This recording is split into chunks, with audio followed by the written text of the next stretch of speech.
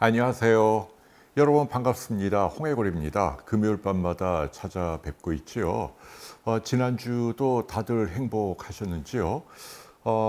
저는 오늘도 제주에서 여러분을 만나고 있습니다. 그리고 모처럼 겨울이도 제 다리 위에 올라와 있네요. 사실은 얘가 고생을 좀 많이 했어요.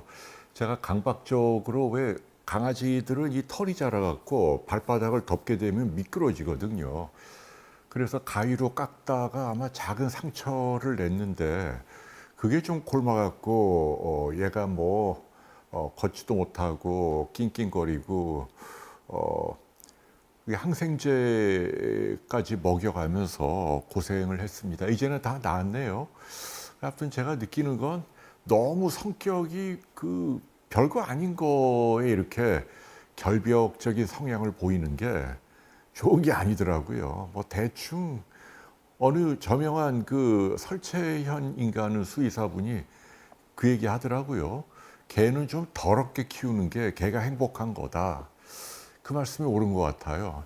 조금 묻고 그런 거 봐줘야 되는데 그거 그냥 주인이 지레 답답해서 개는 별로 행복하지도 않는데 억지로 깎다가 제가 겨울을 좀 괴롭혔습니다. 자, 오늘도 많은 분들이 들어오셨네요. 오늘은 좀 색다른 제목으로 여러분을 만나 뵈려고 합니다. 공지를 해드렸습니다마는 처세술 책에 대한 제 생각을 잠깐 들려드릴까 합니다. 왜냐하면 이제 저도 아들이 둘 있고 이제 간혹 아이들에게 이런 책 읽어봐라 하고 이렇게 예스24로 보내거든요. 그런데 얼마 전에 오랜만에 제가 좋아하던 책을 다시 발견하고 기쁜 마음으로 우리 둘째한테 보낸 게 있습니다. 그래서 이제 어떤 사연이고 왜 그런지 그런 얘기 여러분께 좀 해볼까 합니다. 근데 홍쇼는 온갖 얘기 다 합니다. 라이브로 여러분과의 즐거운 사랑방이니까요. 여러분들도 기탄 없이 의견 막 주십시오. 아이고, 오늘도 아무튼 하루 종일 뉴스가 오늘은 정치 뉴스로 도배를 했네요. 민주당의 이제 이재명 대표가 1심 결과가 나왔잖아요. 근데 이게 좀 기대나 예상보다 좀 형량이 좀 세게 나왔어요. 그래서 이제 다들 놀라고 있습니다. 그리고 여러분들도 다 알다시피 이제 양쪽으로 갈라져 갖고 한쪽은 이제 말도 안 된다. 이건 부당한 판결이다. 또 한쪽은 이제 정의가 실현됐다. 이러고 아유, 참 한국 사회가 이게 사는 게 힘듭니다. 물론 저도 개인적인 의견이 있지만 오늘 저는 이 자리에서 말씀드리고 싶지는 않네요. 왜냐하면 이제 어쨌거나 정치색을 드러내는 게 예의가 아니고 또 그럴 이유도 없고, 다만 이제 제가 요 얘기 하나만 하고 싶어요. 뭐냐면 지금 보면은 미국도 그렇고 한국도 그렇고 다른 나라도 비슷한 것 같아요. 왜 정치하는 분들은 또는 지도자를 표방하고 선거에 나서는 분들은 조금 뭔가 좀 이렇게 좀 반듯한 분들이 없는 것 같아요. 물론 이제 어떤 강인한 투쟁이라든지 인생사의 굴곡도 있고, 이거를 또 이제 좋게 표현하면 본인의 서사가 있어야 한다. 그렇지 않고 밋밋한 사람들은 국민의 선택을 못 받는다. 이런 얘기를 하는데 모르겠어요. 그래도 이렇게 제 얘기는 누가 그 얘기를 하더라고요. 정치학을 전공으로 한 교수님인데 지금은 선진국도 그렇고 이른바 이제 정치가 별로 매력 있는 직업이 아니래요. 그러니까 좀 반듯한 사람들은 아예 정치를 지망하지 않는다. 그러다 보니까 조금 유별난 분들이 많이 지망을 하고 그게 좀 아쉽긴 하네요. 그러니까 좀 막말이라든지 전과가 있다라든지 아니면 가정사도 좀 순탄하지 않고 경제적으로도 아무튼 뭔가 좀 좀 이렇게 두루두루 이렇게 평범한 사람들이 거쳐야 하는 과정을 좀 거치면서 그러면서 이제 공적인 이익을 위해서 좀 뭐 애쓴 분들 이런 분들 가운데 어떤 분들을 선택할까 이러면 좋은데 너무나 세요 지금. 그러니까 뭐 제가 특정인을 얘기는 안 하겠습니다만은 지금 뭐 민주당도 그렇고 국민의힘도 그렇고 다 좀 뭐 현재 대통령 되시는 분이나 아니면 민주당 뭐 차기 대선 주자로 유력한 분이나 그냥 뭐 아무튼 이력이 화려하십니다.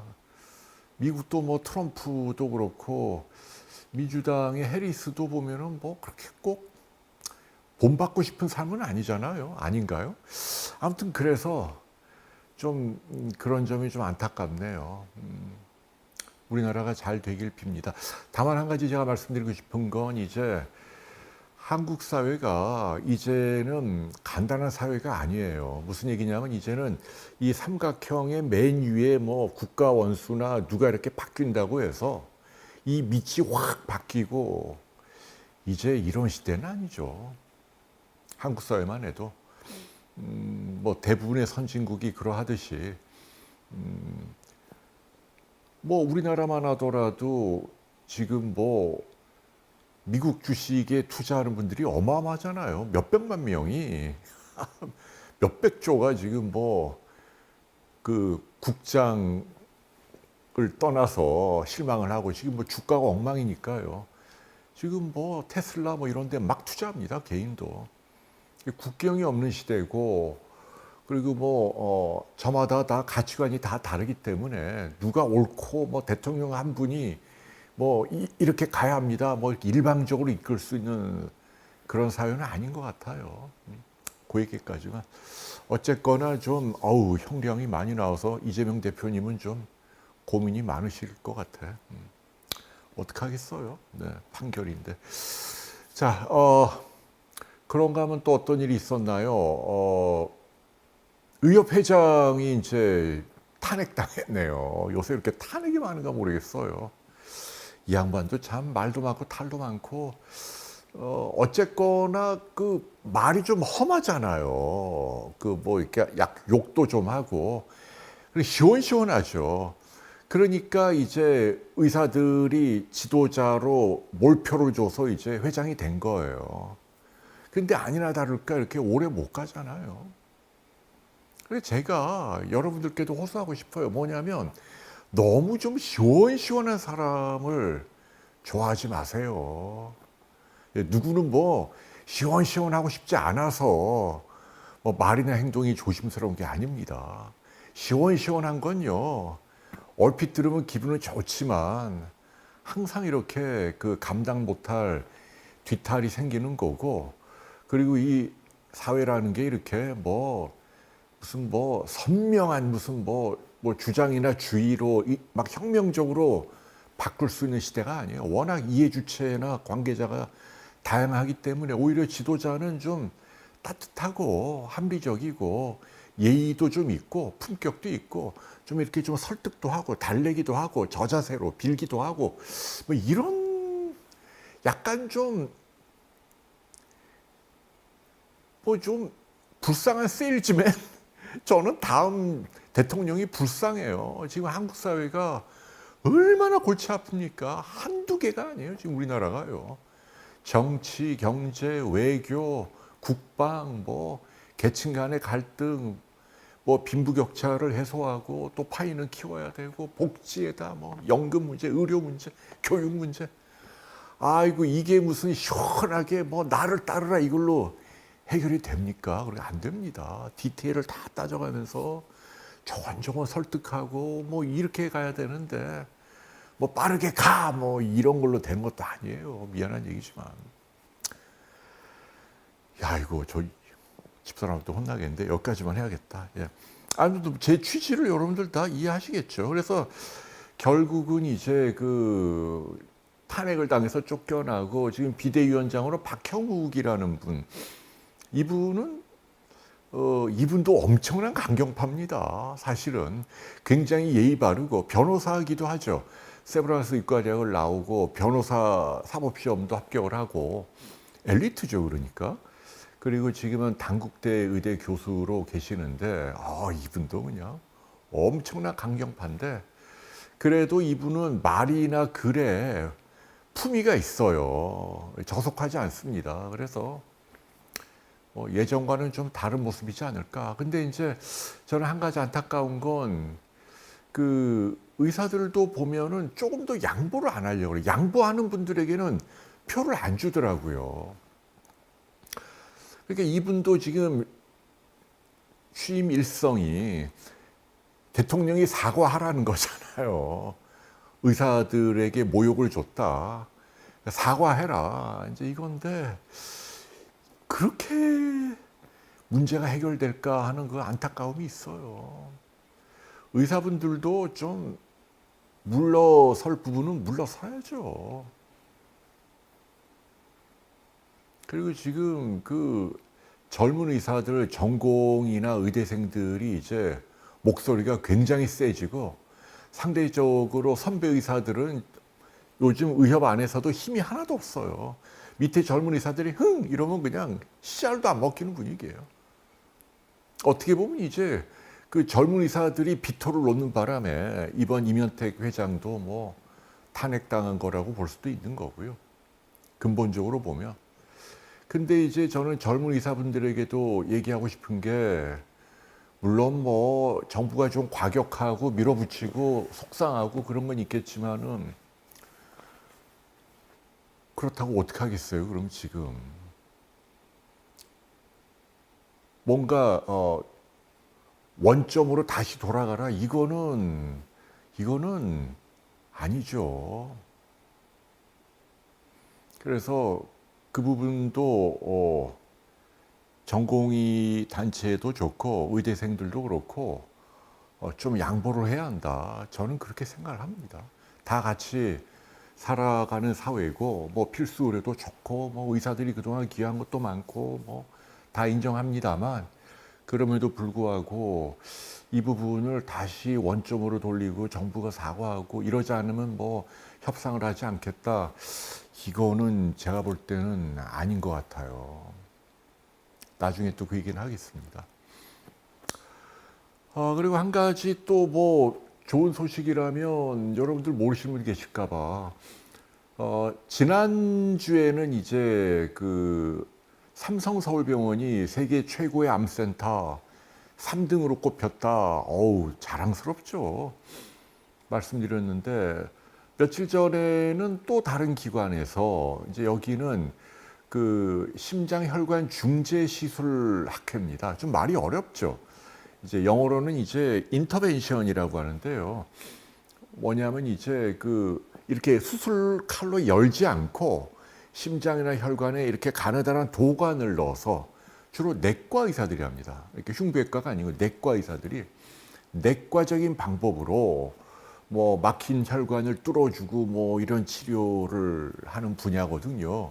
근데 여기가 사실은 뭐 모든 그 의사 단체 가운데 가장 막강합니다. 이유는 딱 하나예요. 미국을 비롯한 선진국 사람들이 하트어택, 심장으로 제일 많이 죽으니까 이걸 치료하는 의사들이 가장 힘이 막강하죠.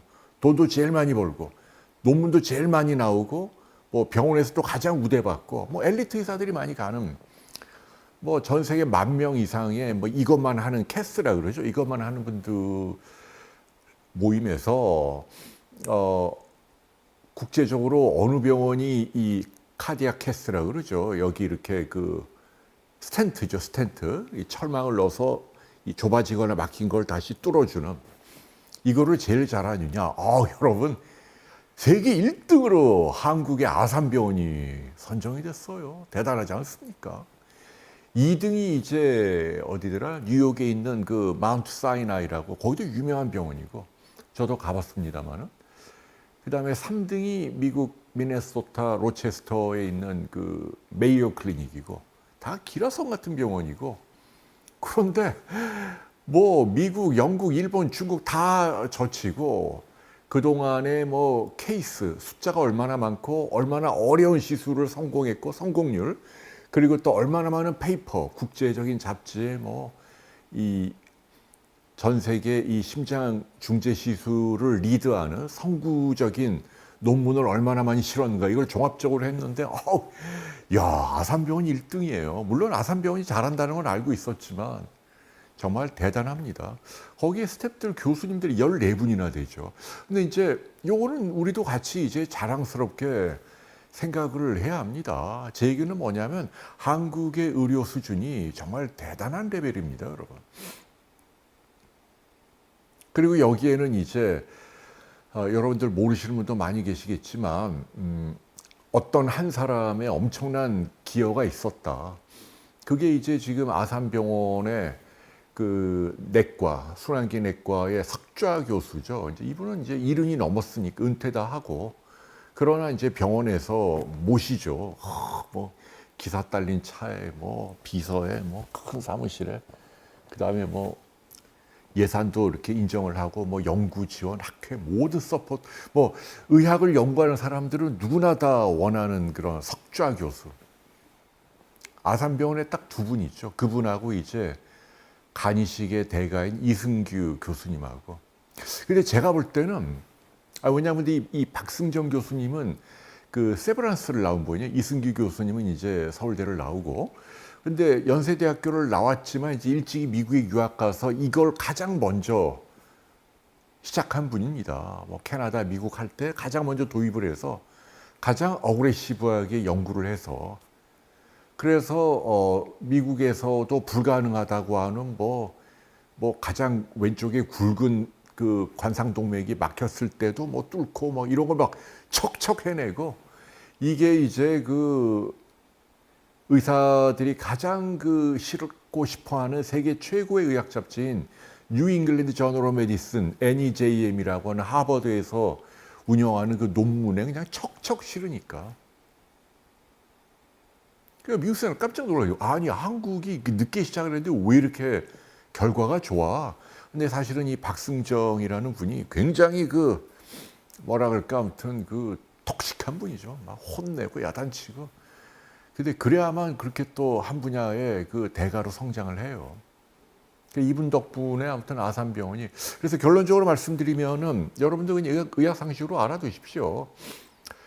모르긴 몰라도 우리나라 의사가 한 10만 명이 있는데 인터내셔널하게 현재 가장 그 파워풀하고 영향력 있고 존경받는 단 한 사람만 꼽는다. 그러면 박승정 교수입니다. 제가 볼 때는 이승규 교수님도 뛰어나지만 이승규 교수님 물론 간이식으로 대단하죠. 그러나 그 저명한 페이퍼라든지 그동안의 그 후학들을 기르고 등등 그 학계에 기여하고 또 그래서 이제 국제학계에서 차지하는 영향력 이런 걸 감안하면 현재 아산병원 순환기내과 석좌 교수인 박승정 교수가 우리나라 1등, 우리나라를 대표하는 의사다. 이런 얘기 할 수 있고요. 어쨌거나 현재 아산병원이 세계 최고의 그 캐스를 하는 대단한 거 아닙니까?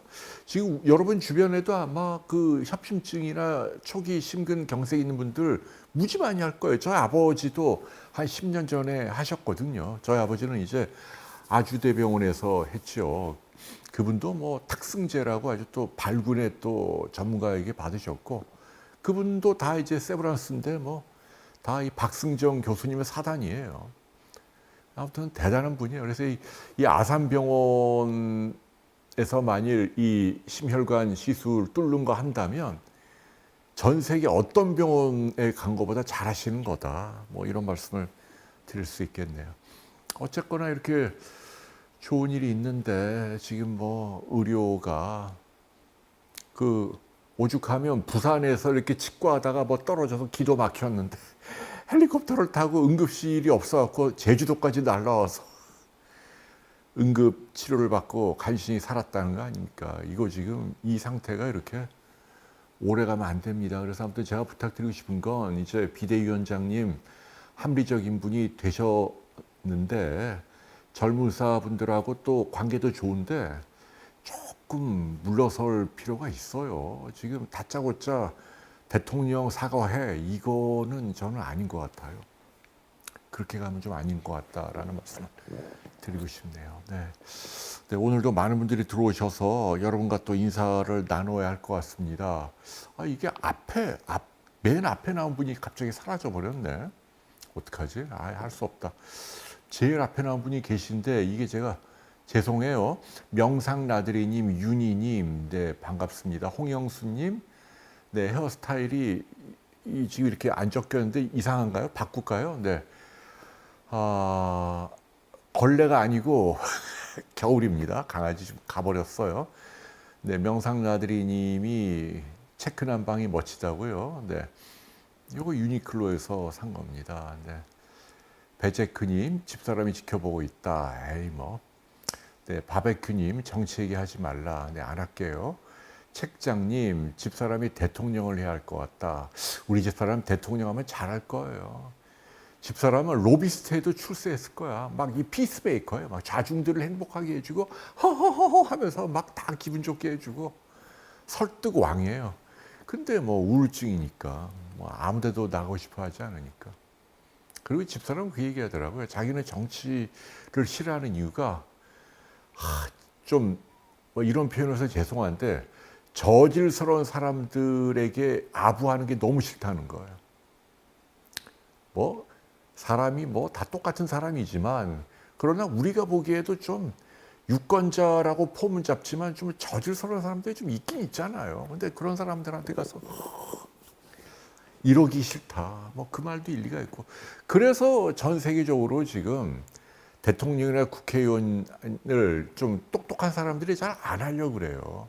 그 홍정욱 씨 보세요. 국회의원 한번 하더니 아예 그냥 정치는 안 하잖아요.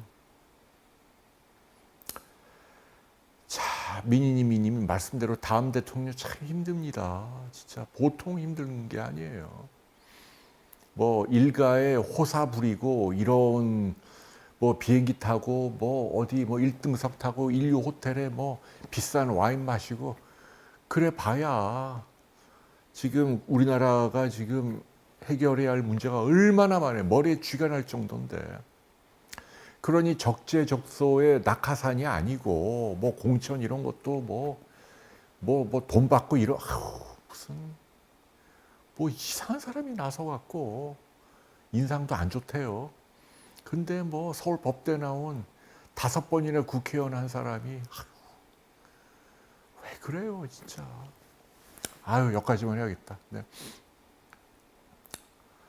네, 클라라님이 네 오지는 피할 수 있죠. 네, 가자님 고양이도 예쁘다. 영웅님, 눈떠님, 네 우리나라 주식을 안 산다는 얘기예요.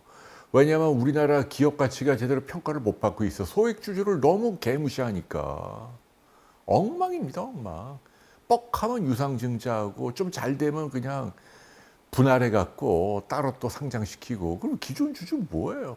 거기다 감자가 어떻고 뭐 다양한 기법으로 이 상법을 바꿔야 됩니다. 그래서 그렇지 않으면 코리아 디스카운트는 네 여기까지만. 네. 네,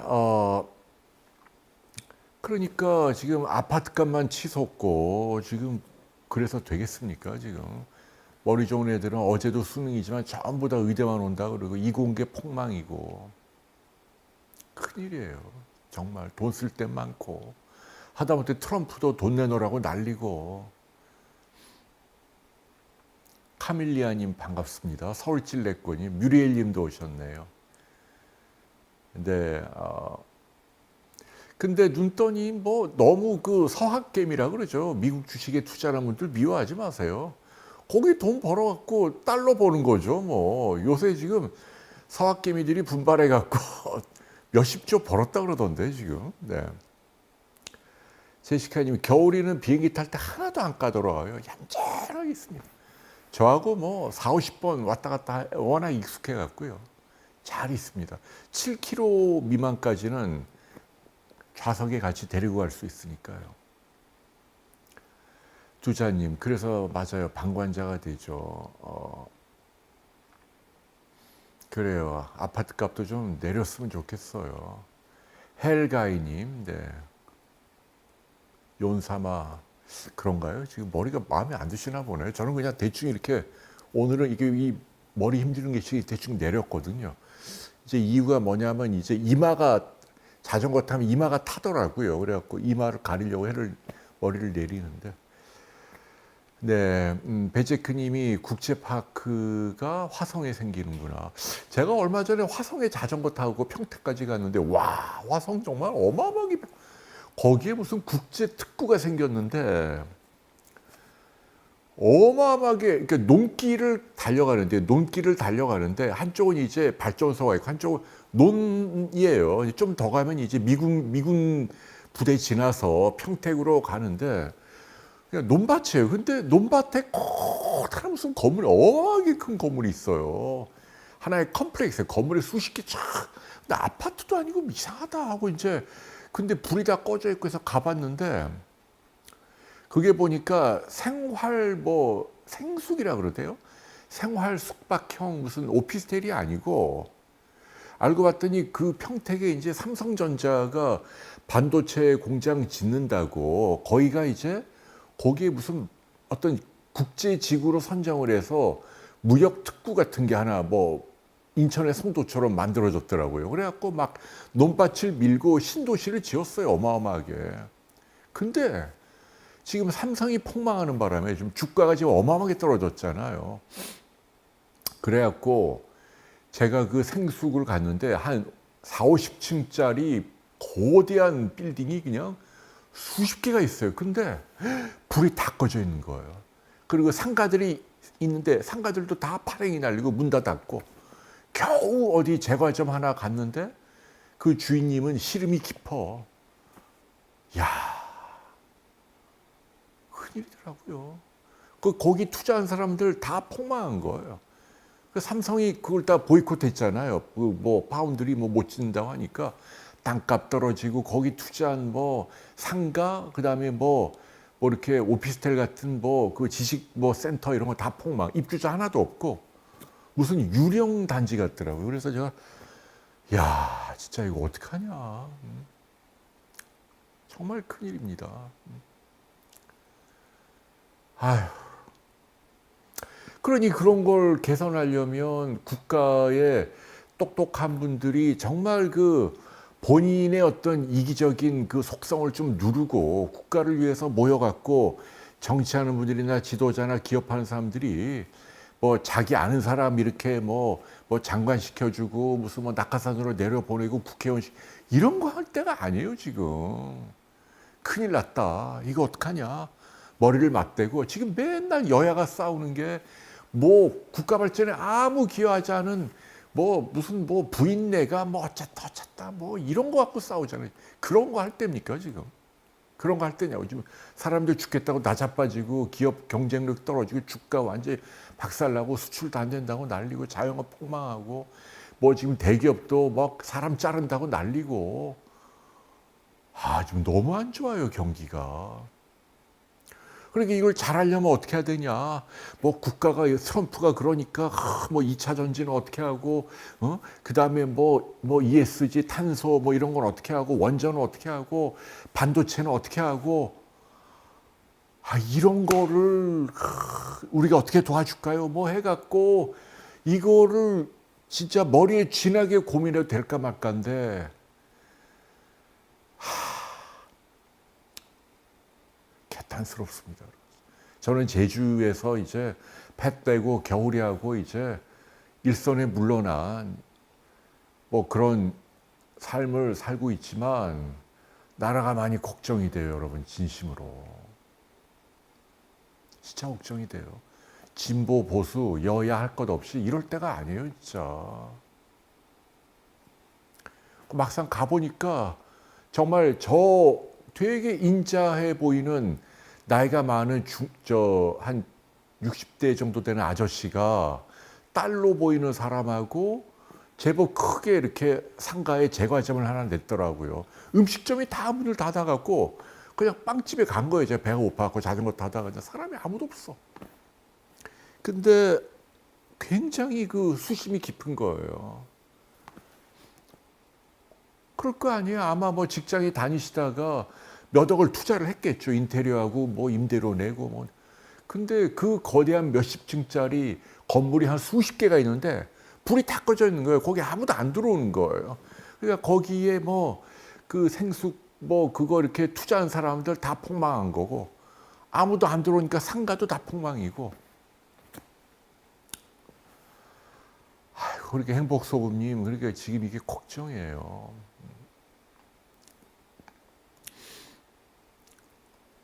네, 베제크님, 서울 대형병원 정말 빅5가 지금 절단이 나죠. 지금 의료 대란으로 가장 직격탄을 맞은 게 빅5 병원이죠.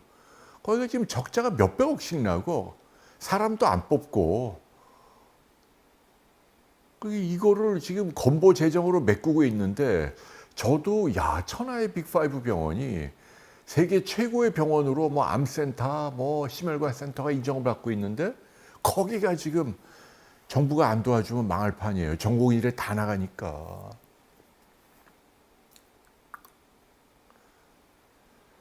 네,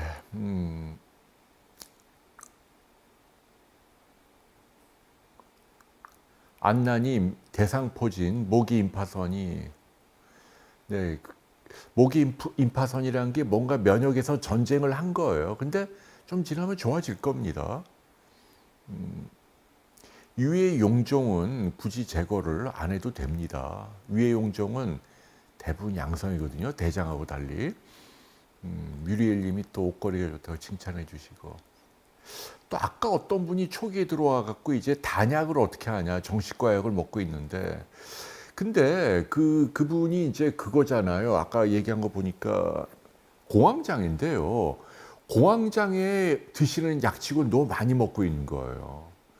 공황장애는요, 레귤러하게 약을 드시지 않는 게 좋아요.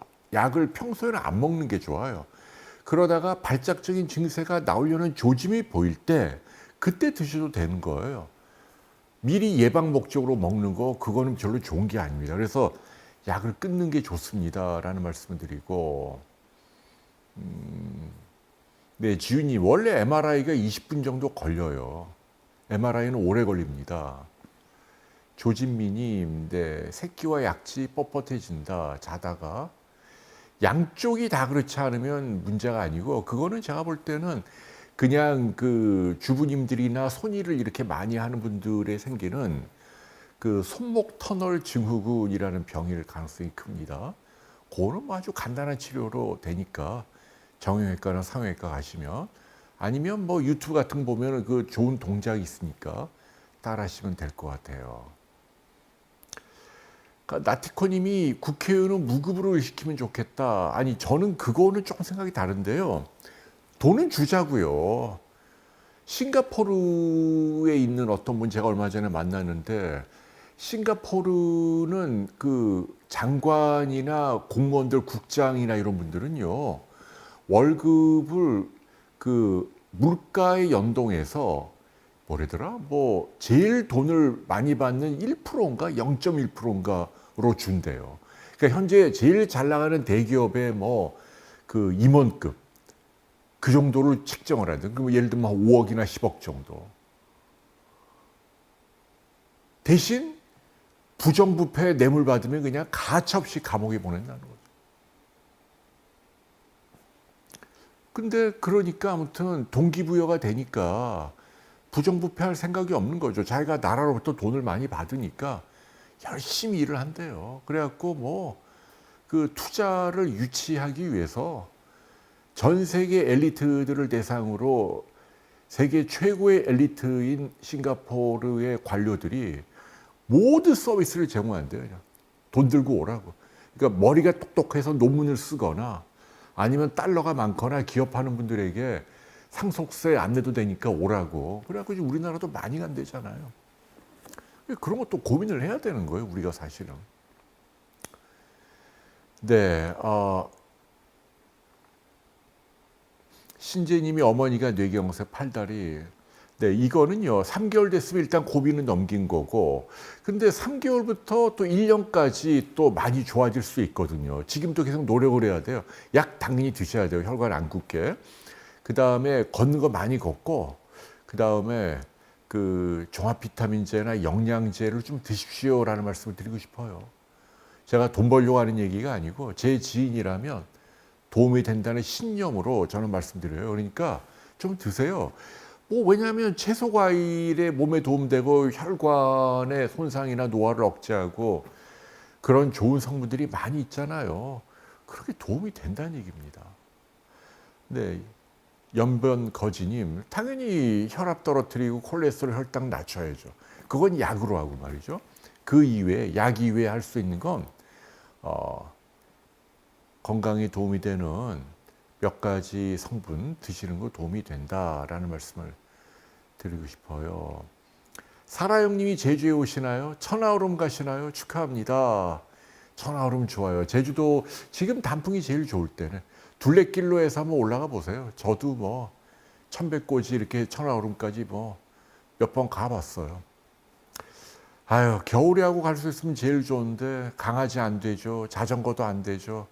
좀 실망이긴 해요. 서울 찔레꽃잎 개미군단. 네. 근데 이제 제가 드리고 싶은 얘기는 요즘 보면 여러분들 뭘 조심해야 하냐면 사기꾼들을 조심해야 돼요. 지금도 제 핸드폰에도 뭐 어디 투자라고 제가 그래요. 아유, 그렇게 주면 네가 하지. 생판몰은 왜 나한테까지. 여러분, 절대 현혹되지 마십시오. 절대. 아무리 시대가 어렵고 뭐 궁핍하고 한다 하더라도 그럴 때일수록 냉정하게 정도를 가야 돼요. 정도라 함은 불필요한 지출을 줄이고 근검 절약하고 꾸준히 저축을 하는 거. 이거 이외에는 방법이 없습니다.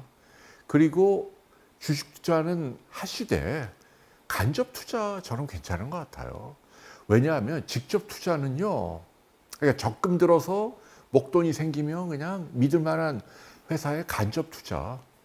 직접 투자하면 신경을 많이 써야 되잖아요. 그 신경 쓸 거로 차라리 돈을 버세요. 아르바이트를 하거나.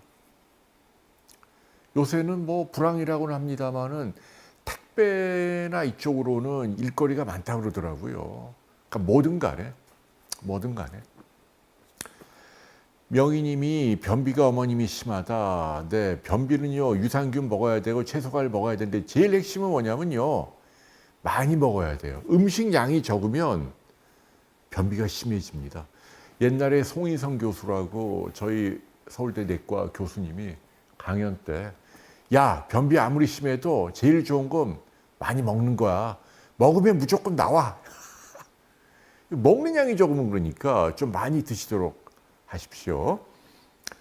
네, 와, 배지크님이 미국 주식으로 반찬값을 버신다고요. 대단하십니다.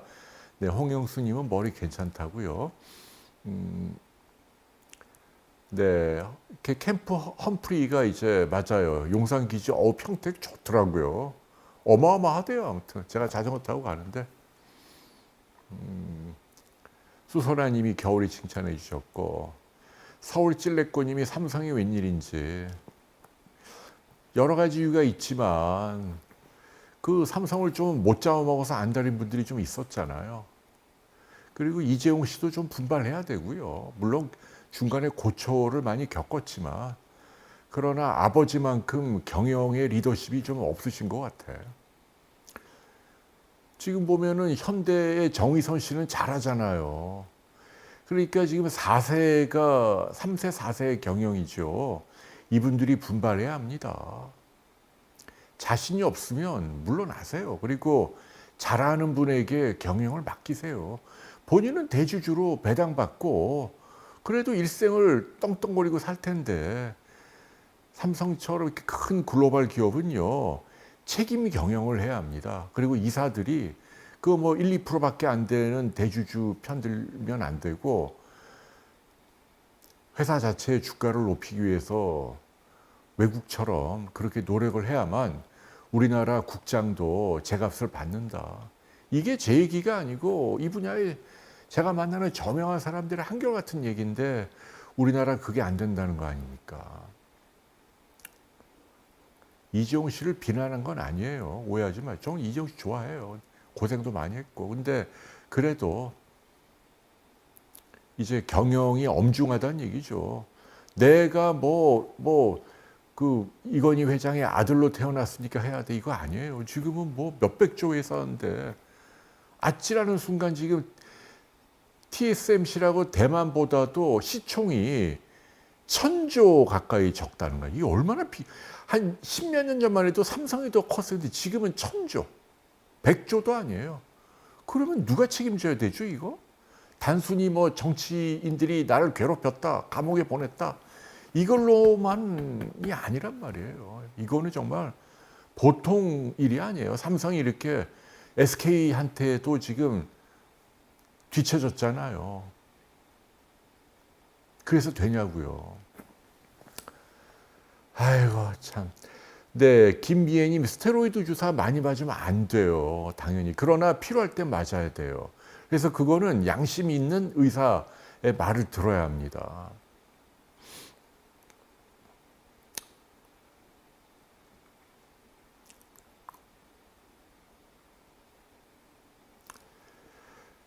그래요. 평택 고덕단지가 말이 아니다. 그러니까 전미용님, 제가 자전거 타고 갔는데 아유 너무 마음이 아프더라고요. 야, 이거 투자한 분들, 이 사람들 얼마나 뭐 퇴직하고 퇴직금 같은 걸로 해서 뭔가 삼성에 온다니까 잘 되지 않을까 하고 왔는데 다 폭망이에요 지금. 그러니까 뮤리엘님, 국민들은 숨만 쉬고 있는데 정치인들이 해결해야 될 게 얼마나 많은데 지금 말도 안 되는 걸로 맨날 싸우기만 하고. 아, 랄락세브님이었다. 그래서 박실 용량 늘리는 건 괜찮은데 알프람은 안 먹는 게 좋을 것 같은데요. 알프람 정은 저거 뭐가 되냐면 약간 중독되고 하루 6알씩 먹으면 안 돼요. 다시 한번 얘기하지만 뭔가 불안할 때 그때 먹어요. 일부러 매일 먹진 않는 게 좋다는 얘기도. 하우스링이 님이 파운드리는 TSMC에 포기해야 한다. 그런 얘기 웬일입니까? 아이고, 미국대로 그냥 공장, 미국 땅이 지으라고 난리고, 우리나라에 껍데기만 남나요? 지금 어떻게 돼요, 그럼 이게? 네, 제시카님, 40대 싱글익스 10년 뒤에 또 안 맞아도 돼요. 웬만하면 안 맞아도 돼요. 대신 2번 맞아야죠.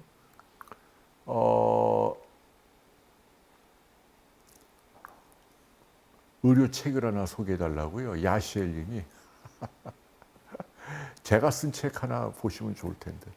홍해고를 말한다. 아니면 의사들이 홍해고를 말한다. 책 좋습니다. 거기에 제가 제 철학, 저도 책을 하나 써야 되는데, 저도 조만간 좋은 책을 하나 낼 생각이, 좀 기대해 주십시오. 노트북도 샀고, 제가 정말 한국 국민들에게 도움되는 책을 하나, 건강과 관련된 책을 하나 준비하겠습니다. 양영희님 칭찬 감사하고요. 클라인펠터 증후군 민80님, 그거는 이 유전병이잖아요. 근데 그거를 웬만한 병원에서 다 해요. 뭐 산부인과나 소아과 가면요. 저거는 금방 다 할 수 있는데요. 왜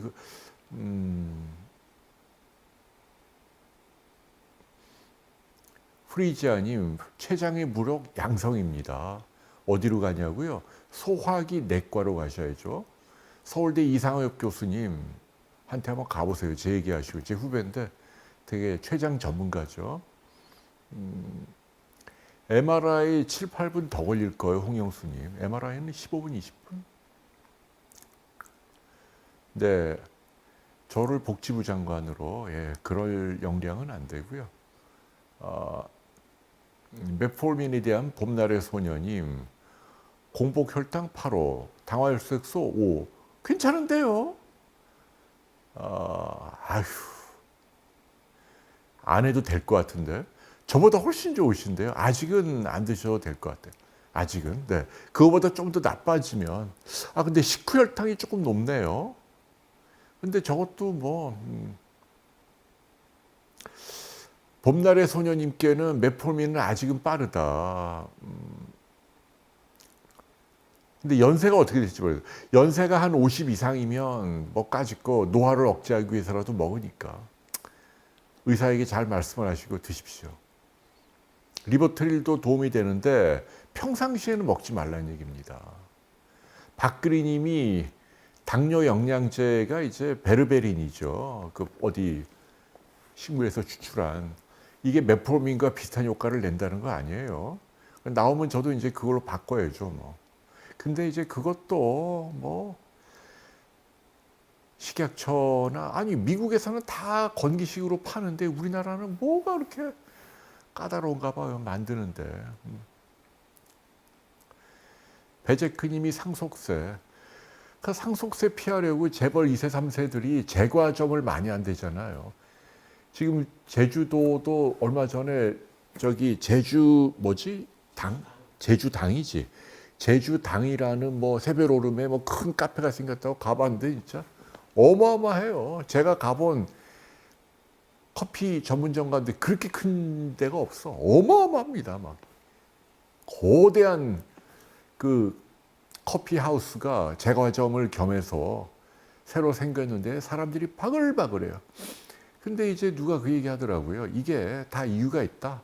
그러니까 그 목 좋은 데에 큰 건물로 제과점이 생기는 이유가 제과점은 재벌 2세나 3세들이 10년인가 20년 그 고용을 유지하고 영업을 하면 상속세를 면제해 준대요. 상속세 면제 대상이래요. 커피숍은 안 되는데 제과점은 된대요. 그래서 대형 제과점이 많이 생기는 게 그런 편법의 하나다. 뭐 이런 얘기도 하네요. 참 하여튼. 오세강님 코수를 하셨는데 실리콘을 5일 전에 제거를 했다. 수술은 잘 됐다.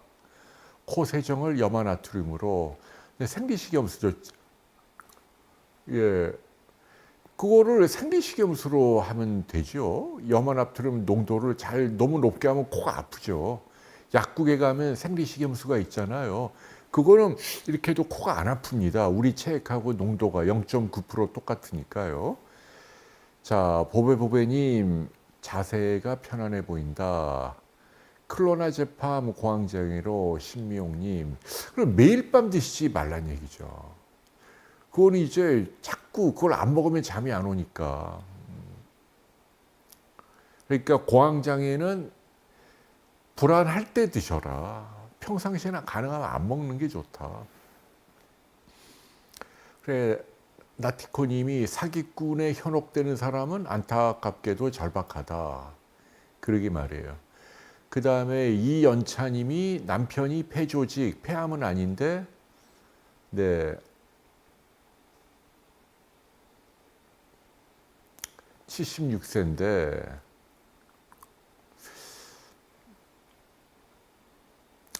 참, 저라면 안 할 것 같은데요. 병원을 한 군데를 더 가보세요. 그, 휴먼 영상의학과라고 있어요. 휴먼 영상의학과. 거기가 신사동에 있는 서울의대 나온 이제 제 선배 후배 한 7, 8명이 영상의학을 하는데, 거기에 그 영상 찍은 걸 갖고 가서 판독을 좀 의뢰해보. 돈을 좀 많이 내야 될 거야. 아마 뭐 1, 20만 원 요구할 수도 있는데 그래도 한번 해볼만 합니다. 왜냐하면 실력 있는 분이라 이제 유권 해석을 좀 해줘요. 이렇게 CT나 이렇게 찍은 걸 들고 가서 이거 수술할까 말까 하면 이제 그분이 이거는 암일 확률이 얼마고 뭐 해서 굉장히 전문적으로 유권 해석을 내려줍니다.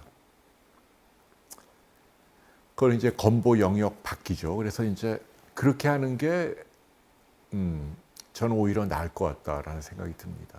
누군가 어떤 전문가나 대가가 나를 대신해서 판단을 해줘야 돼요.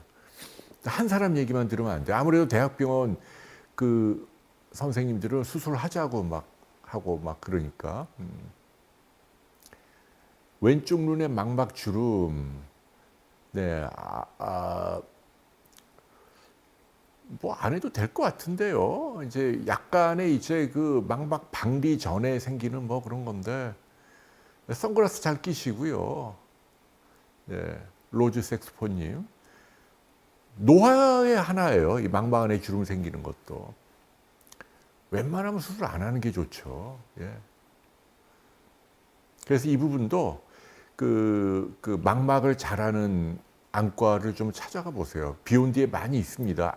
망막, 비욘디 쳐보면 뭐 여러 교수님들 한번 찾아가 보세요.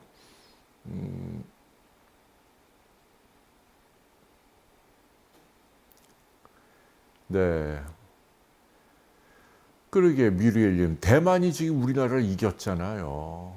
그러니까 10년 전만 해도 우리보다 못했는데 이게 어떻게 된 거냐고요, 도대체. 그러니까 그 얘기를 해요. 라스피류님, 어떤 전문가가 그 얘기 하더라고요. 그러니까 뭐 제가 누구라고는 얘기 안 하는데 재벌 3세래요. 근데 밑에서 뭐 공장을 뭐 새로 지어야 합니다. 뭐 투자를 1,000억을 해야 합니다. 뭐 외국 기술을 뭐 해야 합니다. 하면은 못 알아듣는데요. 그래서 오너인 재벌 3세가 사장을 호통을 친다는 거야. 야, 중학교 3학년도 알아볼 수 있게 보고서를 그렇게 써. 그러니 그런 사람이 의사결정을 해갖고 되겠냐고요. 모르면 물러나시라는 얘기예요. 지금 매사 우리나라가 그런 거 아닙니까? 모르면 그걸 아는 사람을 중용을 하고 월급을 많이 주고 회사의 주가를 키우고 그렇게 하라고요. 그리고 배당을 받으면 자기도 떳떳하게 세금 내고 편하게 살면 되잖아요.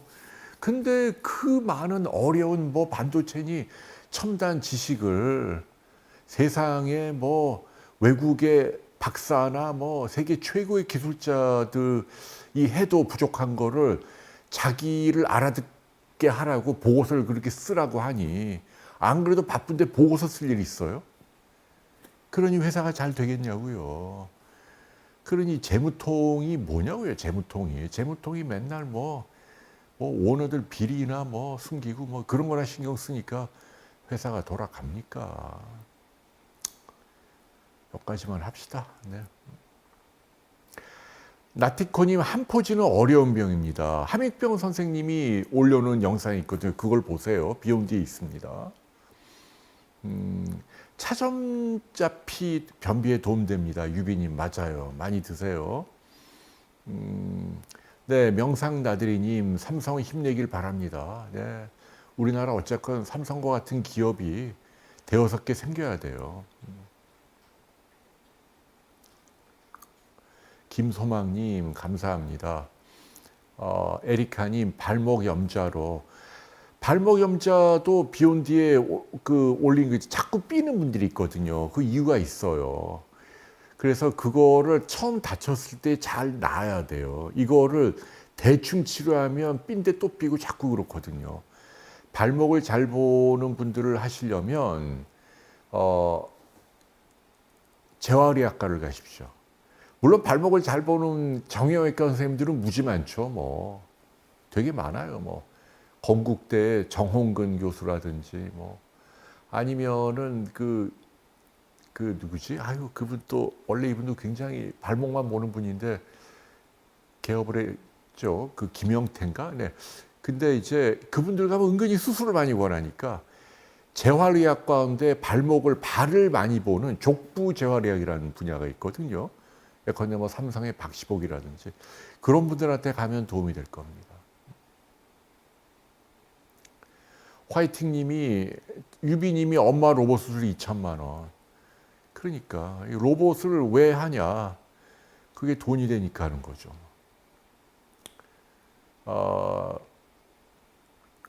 아이고, 이 질문이 너무 많은데.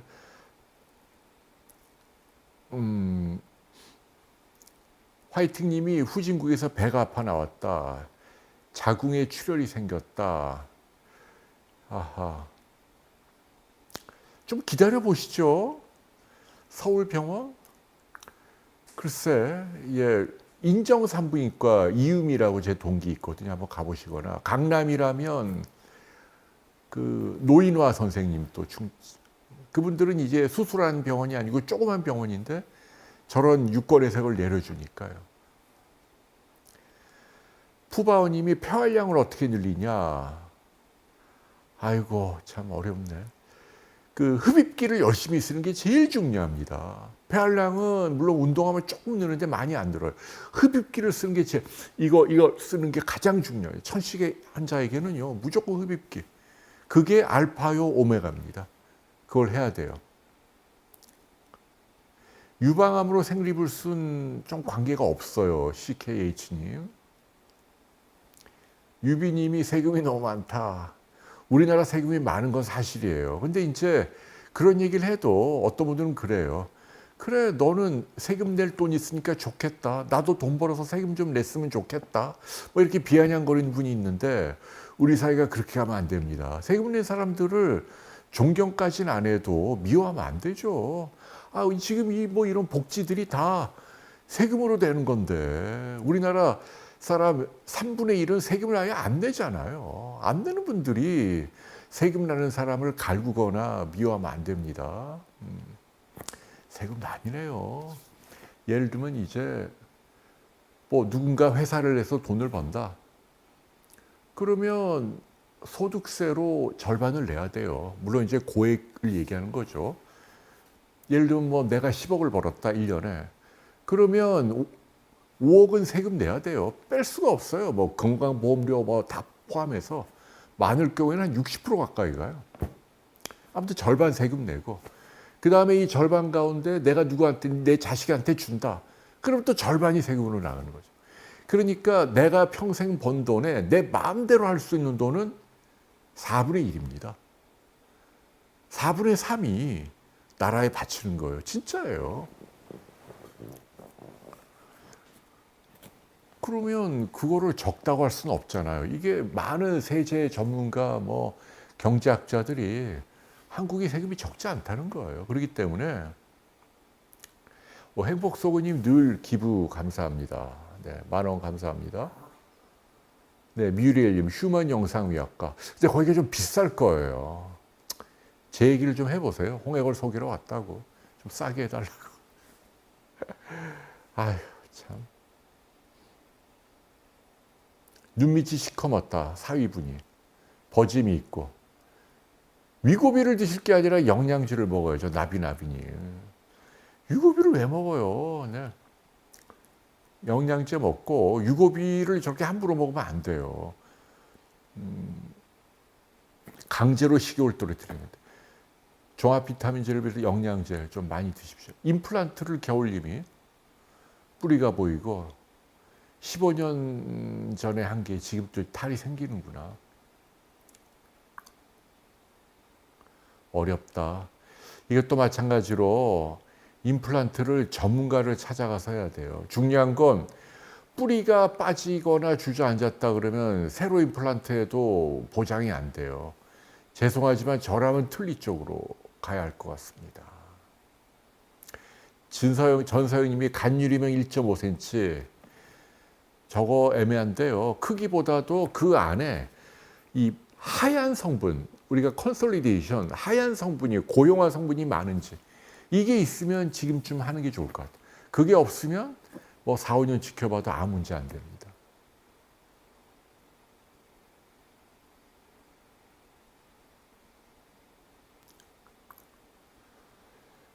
네, 손정희 님이 어머니가 당화혈성 6.8, 77세? 까리하네요. 많이 나쁜 건 아닌데, 네. 안 드셔도 될 것 같은데, 근데 저라면 먹겠습니다. 나이 드신 분이고, 메폴빈 같은 거.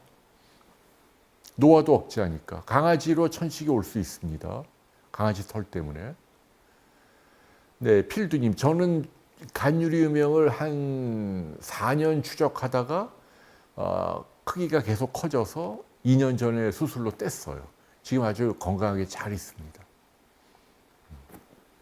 자, 오늘 여러분과 얘기하는 건 이제 처세술책 얘기한다 그랬잖아요. 오늘 얘기 좀 할게요. 시간이 많이. 제가 이제 여러분께 이제 갑자기 이제 처세술 얘기를 주제로 꺼낸 이유는 요즘 이제 사회가 어려우니까 그 젊은 세대들이 많이 암울하고 희망도 없고 고민이 많고 사실은 절대적으로는 한국 사회가 뭐 옛날보다 훨씬 잘 살죠. 어렵다 해도 뭐 굶어 죽는 사람이 있는 것도 아니고 뭐 솔직히 자기만 열심히 하면은 뭐 원하는 커피도 마시고 뭐 임대주택도 살 수 있고 옛날 우리 할머니, 할아버지 세대만큼 그렇게 척박하지는 않잖아요. 그러나 이제 상대적인 거죠. 비교를 하고 SNS로. 그리고 실제로 경기가 안 좋으니까 요새 이제 고통이 많습니다. 뭐 저도 그걸 피부로 많이 느끼고 있고요. 근데 이제 본범님 임플란트 한 15년, 20년 가죠. 더 갈 수도 있고요. 잘하는 게 중요하죠. 그러니까 잘하는 분. 임플란트도 요새 보면 너무 막 하는 것 같아요. 대전에서 임플란트 잘하는 분을 제가 잘 모릅니다. 푸른보성님. 다만 아무래도 보철과 같은 데가 좀 낫지 않겠어요. 뭐라도 이렇게 전문의를 한 사람이 좀 나을 거예요. 네, 소아편도비대증 배롱나무님, 신민경님이 편도선 수술은요 의대생 때 족보예요, 족보.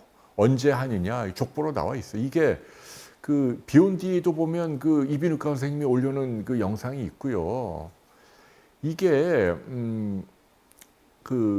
커서도 좋아지지 않고 중요한 게 수면 무호흡증이 생기면 하라고 돼 있어요.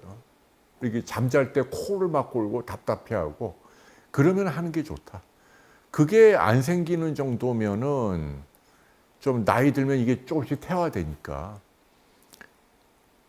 수면 무호흡증이 있느냐 없느냐 이걸로 좀 기준을 따져보시기 바랍니다. 그래서 이제 제가 후약들에게 권하고 싶은 얘기가 있어요. 이게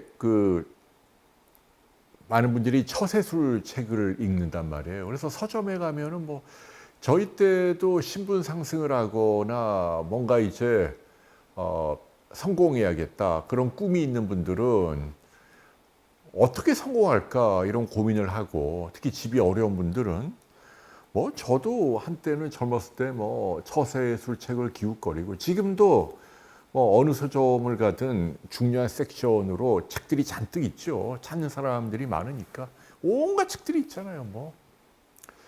근데 이제 제가 이렇게 지난 세월 경험을 해보면 그 처세술 책들이 별로 도움이 안 됩니다. 뭐 어떻게 돈을 벌어야 하고 뭐 공부를 어떻게 하면 잘하고 어떻게 하면 뭐 직장에서 성공할 수 있고 온갖 이론들이 있잖아요. 마인드셋을 뭐 어떻게 해야 되고, 재테크도 또 사람을 설득하는 하루 계획을 어떻게 세워야 되고, 잔뜩 있는데, 제가 다년간 경험을 되살려 보면 그거 별로 도움이 안 된다. 제가 만일 꿈을 이루고 싶어서 고민하는 그런 젊은 청춘이 있다면 저는 처세술 책보다 다음 책을 여러분께 소개하고 싶어요. 바로 여러분들 저를 비웃을 수도 있지만 저는 물론 이 책 말고도 많이 있습니다. 벤자민 프랭클린 자서전 이거를 제가 아주 강력 추천합니다. 실제로 제가 중학교 3학년 때 이거를 다이제스트로 영어로 된 걸 제가 읽었던 기억이 나죠. 그냥 영어를 외울 정도로 많이 읽었어요. 조그만 책이에요. 다이제스트니까 축약한. 이거는 이제 원본이고 이거를 제가 이제 얼마 전에 우리 둘째 아들 녀석에게 이거를 제가 보냈다는 얘기예요. 이 녀석이 뭔가 좀 저를 좀 실망시킨 게 있어갖고 좀 철 좀 들라고. 그래 보낸 김에 옛날 생각이 나서 저도 이제 사서 이렇게 읽어봤어요. 읽어봤는데 역시 이게 참 좋은 책인 것 같고 그래서 제가 여러분들께 이 책을 좀 강력하게 좀 추천하고 싶어서 오늘 주제로 들고 나온 겁니다. 자, 여러분 벤자민 프랭클린 아시죠? 다만 이 책은 재미는 없어요. 그리고 여러분들이 읽으면 홍 박사가 왜 이런 책을 추천할까? 어떻게 보면 좀 이리 갔다 저리 갔다 하고 이게 또 옛날 책이잖아요. 아시죠? 이분이 1706년에 태어난 분이에요. 그러니까 이분이 84세인가 1700년대 사람이야. 그러니까 1706년에 태어난 분이 이제 쓴 책이에요. 나의 사랑하는 아들에게 하면서 아버지가 아들에게 자신의 삶을 이렇게 요약을 해서 준 거예요. 영어 제목은 The Story of My Life 해갖고. 그래서 저도 이제 애비 된 입장에서 제 둘째 놈에게 이 책을 읽으라고 줬는데 읽고 있는지 모르겠네, 이 녀석한테. 근데 그러니까 무려 300년 전 책입니다. 300년 전 책이에요. 황당하죠. 300년 전 책을 뭐 읽으라는 거냐. 아마 이거 제대로 중간에 읽지도 못할 거예요. 요즘 젊은 사람들은. 이렇게 긴 문장이나 재미가 없으면 못 읽는다면서요. 근데 인내심을 갖고 그냥 하루에 한 두세 장이라도 좋게 읽으세요. 저는 진짜 이 책을 정말 추천하고 싶어요. 근데 이 책은 저만 추천한 게 아니에요. 막스 베버, 데이비드 휴me, 심지어는 카를 마르크스까지도 이 책을 추천했다는 얘기입니다. 읽으라고. 당대의 저명한 사상가들이 이 책은 꼭 읽어야 된다라고 벤자민 프랭클린의 자서전을 추천했다는 거 아닙니까? 프랭클린이 어떤 사람입니까? 뭐 저는 역사를 잘 모르니까 그냥 간단하게 얘기하면 이렇게 얘기할게요. 이 사람은요, 미국 화폐 가운데 미국 돈 있잖아요, 달러. 달러에 보면 In God we trust. 나는 하나님을 믿는다. 그 표현이 참 이 프랭클린 정신이죠. 그 제일 고액권이 100달러짜리입니다. 미국은 100달러가 제일 비싼 달러잖아요. 거기에 주인공이 바로 이 벤저민 프랭클린이죠.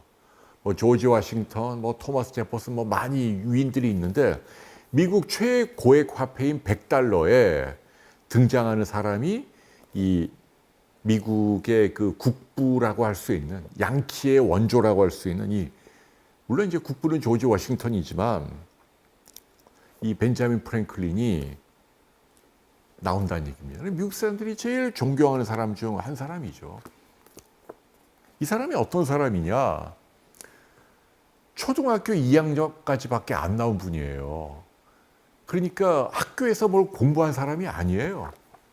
그리고 지지리도 가난한 집안에 무려 17남매의 막내 아들로, 야, 참, 아버지가 첫째 부인, 둘째 부인 해갖고, 아무튼 합쳐갖고, 17 아들, 딸을 낳았어.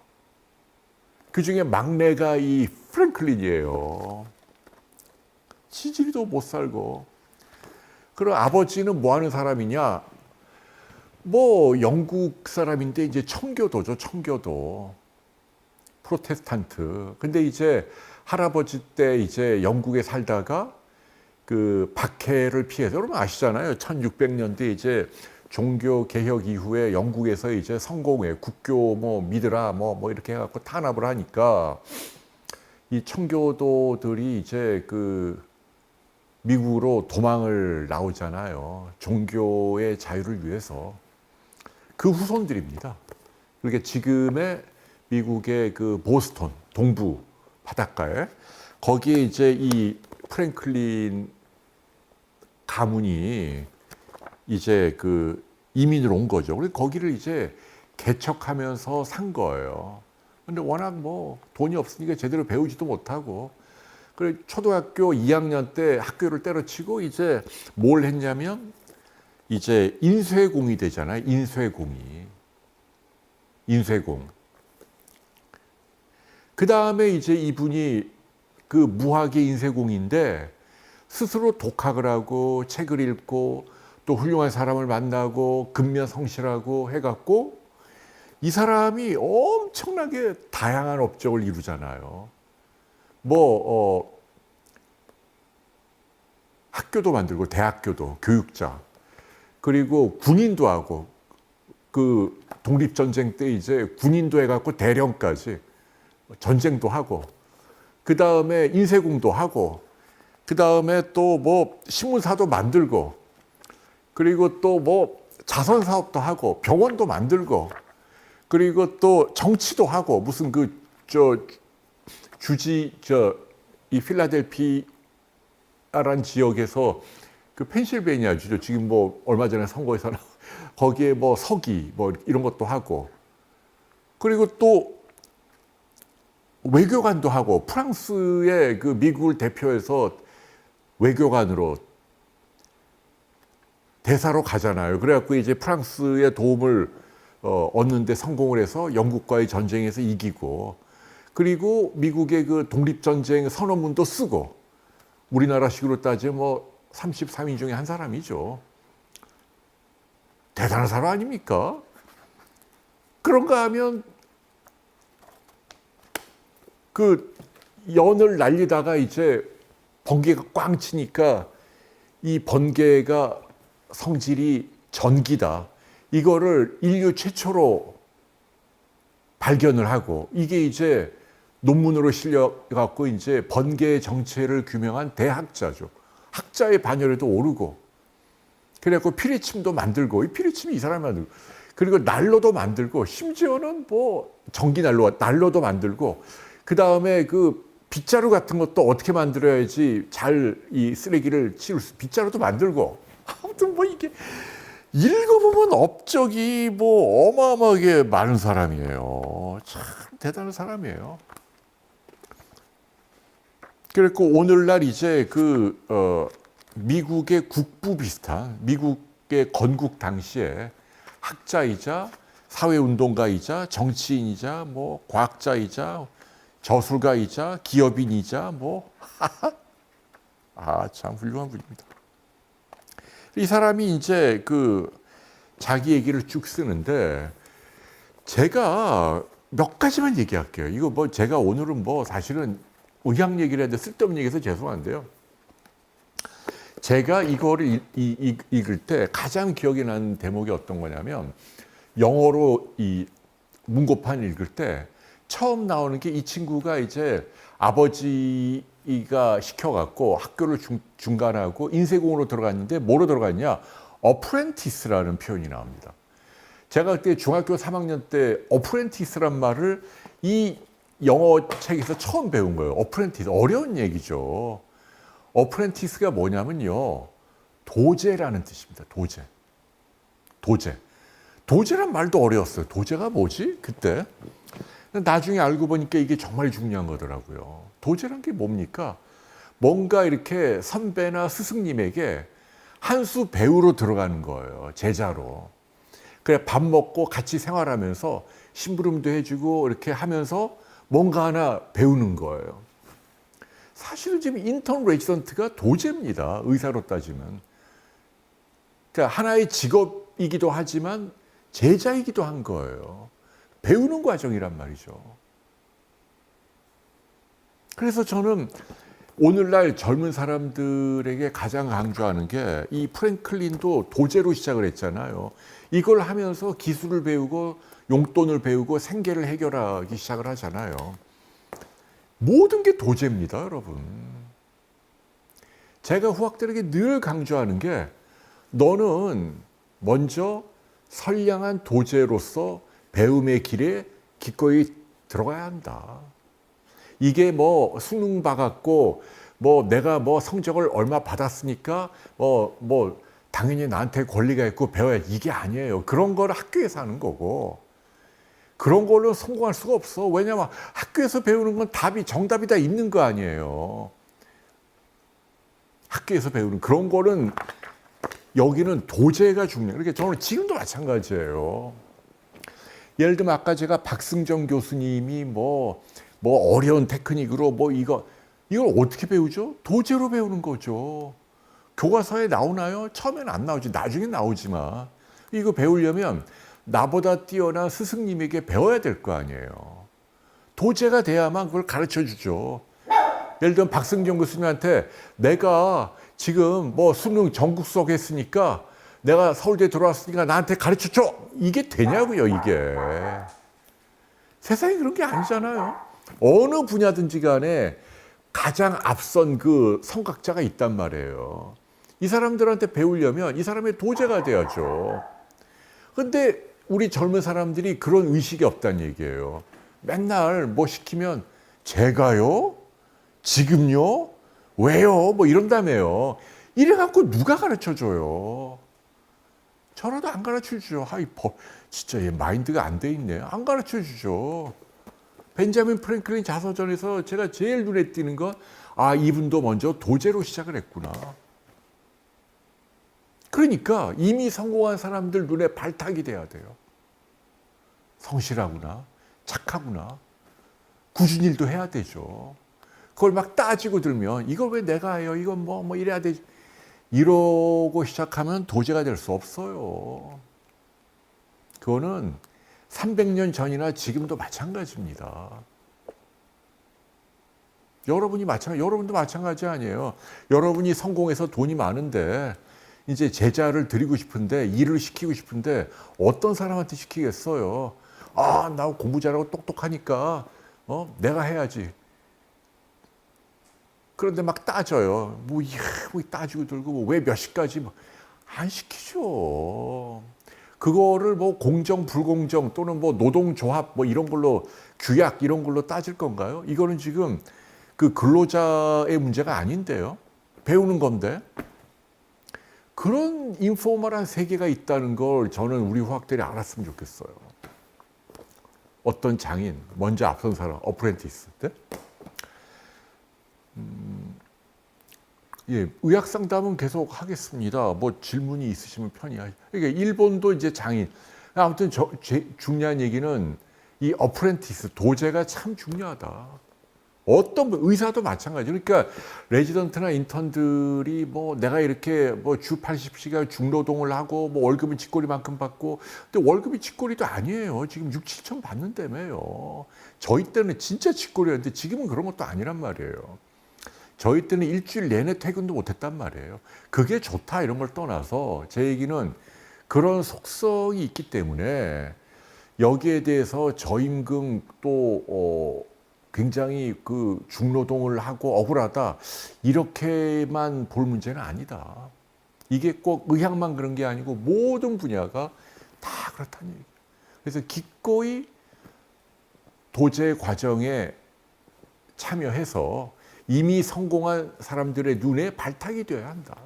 그러려면 어떻게 해야 되냐? 여기도 나오지만 착해야 되죠. 뭐 착한 사람을 꼽을 거 아니에요. 이 사람이 여기 또 두 번째로 제가 보면 이 벤자민 프랭클린 뭐 다이어리도 있잖아요. 이분 책에서 가장 또 핵심 중에 하나가 이 사람이 뭐라 그랬냐면 이게 착하게 살아야 되는 이유가 뭐냐. 이 책에 이런 대목이 있어요. 사악한 행동은 금지되었기에 해로운 것이 아니라 해롭기 때문에 금지된 것이다. 이해가 되시나요? 이 말이 굉장히 중요한 얘기예요. 이 말은 뭐냐면 도덕적으로 나쁜 거는 해서는 안 되기 때문에 해로운 게 아니다라는 얘기죠. 거꾸로예요. 해롭기 때문에 해서는 안 되고 나쁜 거다. 그건 반대로 무슨 얘기냐? 너가 도덕적으로 착하게 살아야 되는 건 그게 너에게 이익을 주기 때문이다라는 얘기죠. 굉장히 계산적인 얘기예요. 네가 착해야 되는 이유는 그래야 임마 네가 돈을 벌고 성공할 수 있고 뭐 시집장가도 잘 간다 그 얘기예요. 착하면 다 바보다라고 알잖아요, 우리가. 아닙니다. 이미 300년 전에도 이분이 그렇게 설파를 했고 지금도 마찬가지예요. 이미 성공한 사람들이 바보입니까? 착한 척 한다고요? 딱 보면 몰라요? 이게 딱 위선인데 착한 척 하는 건데 나한테 아부하는 건데 알죠. 그래서 평판이 중요하고 그래서 착하게 살아야 돼요. 착하게 살아야만 돈을 번다니까요. 그래야만 발탁이 된다니까요. 그래갖고 여기 보면 이 사람이 14살 때인가 이 어릴 때부터 참 이 사람도 신기해. 이 사람 뭐라 그랬냐면 이미 12가지 나중에 13가지 덕목을 다이어리로 만듭니다. 1번이 뭐냐? 절제, 2번이 침묵, 3번이 질서, 4번이 결단, 절약, 근면, 성실, 정의, 중용, 청결, 평정, 순결, 겸손. 이게 이분이 자기 나름대로 선정한 13가지 버추, 덕목이에요. 그래가지고 매일 13가지를 체크를 해요. 어떻게 체크하냐? 이제 밤에 잘 때 생각을 하는 거야. 아, 오늘 나는 침묵했는가. 아, 쓸데없이 너무 떠들었네. 그러면 거기다 까만 점을 하나 찍고, 너무 많이 떠들었다. 아주 나빴다. 배드. 그러면 2개 찍고. 이런 식으로 매일 실천하지 못했는지를 체크를 했다는 걸 이렇게 명상하면서. 대단하지 않습니까? 매일 그렇게 관리하니까. 그래서 저도 이분 말에 전적으로 공감하는 게 그게 어떤 데 도움이 되냐면요. 이게 하루하루가 튜닝이 되는 거예요, 튜닝이. 그래, 프랭클린의 이 방식이 중요한 이유가, 그러니까 이제 이 사람은 이 13가지를 정했지만 여러분들 나름대로 정하세요. 뭐 예를 들면 매일 아침 6시에 일어나기, 뭐 라면을 안 먹기, 뭐 이런 식으로 정하면 될 거 아니에요. 내가 뭐 해야겠다, do, 하지 말아야겠다, don't do. 이런 거를 나만의 다이어리에 뭐 10개든 5개든 정하세요. 그리고 잘 때 체크를 하라고요. 했다, 안 했다. 그럼 이게 왜 중요하냐면요. 물론 사람이 게으르고 나약하니까 마음을 먹어도 실패할 수도 있고 뭐 잘할 수도 있지만, 이걸 하고 안 하고의 차이가 뭐냐. 이런 그 목표가 있는 사람들은 하루하루가 튜닝이 돼요. 튜닝. 이걸 안 하면 이랬다가, 어느 날은 이렇게 갔다가, 어느 날은 저렇게 갔다가, 매일이 그냥 들쭉날쭉 중구난방, 뭐 지표가 없어요. 그런데 이런 그 자기의 기준이 있으면, 늘 생각을 하면, 비록 실천을 못한다 하더라도 완전히 망가지진 않다니. 조금씩 원래 내가 가려는 내 방향이 목표가 저기면 요게 이렇게 조금씩 이렇게 하루하루가 이렇게 원하는 방향으로 이게 튜닝이 돼요. 나의 하루가, 나의 투데이가. 그러다가 이제 이게 1년이나 10년 후에는 어마어마한 격차가 생기는 거예요. 대충 산 사람하고 이렇게 튜닝한 사람하고. 그러다 운이 좋으면 뭐 대박 큰 부자가 되거나, 아니면 이렇게 프랭클린처럼 뭐 출세하거나. 운도 있다는 얘기죠. 운이 없겠습니까? 당연히 운이 있지만, 그래도 확률적으로 올 때 이런 노력을 한 사람들은 큰 차이가 나더라. 그게 이런 그 프랭클린이 말한 이 점이 저는 참 와닿아서, 300년 전에 이 어린 나이에 네가 착하게 살아야 되는 이유는 착하게 살아야 너가 이익이 된다, 그 얘기죠. 그게 사실은 따지고 보면 이제 이 청교도 정신하고 똑같은 거예요. 칼뱅주의. 종교개혁 때 칼뱅이 그랬잖아요. 아무튼 왜 직업적인 소명, 콜링, 직업을 이제 하나님의 소명이라고 그랬잖아요. 왜 너는 근면성실하게 일을 해야 되느냐?